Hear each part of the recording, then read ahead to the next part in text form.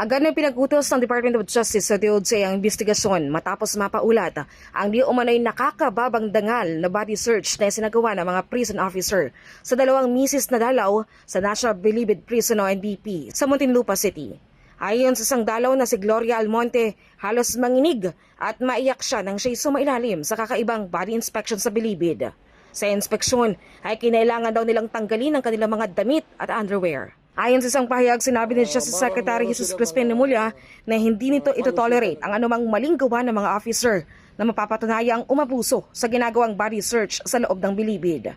Ayon sa kalihim, hindi nawawala ang kanilang respeto sa human rights sa ipinatutupad na patakaran sa Bucor. Ginagarantiya din daw ng ahensya na patuloy nilang pauulirin ang kanilang serbisyo para sa mga PDL at sa mga mahal nila sa buhay.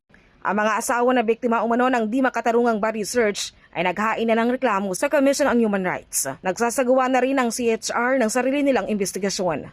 Samantala, 7 Bucor personnel naman ang nirelieve ngayon ng Bucor para bigyang daan ang investigasyon ng Bucor at Department of Justice. Sa isang pahayag, sinabi ng Bucor na ang mga personnel na ito ay ilalagay muna sa New Bilibid Prison Superintendent's Office. Ang kautusan ay nilagdaan ni Acting NBP Superintendent Robin Formoso.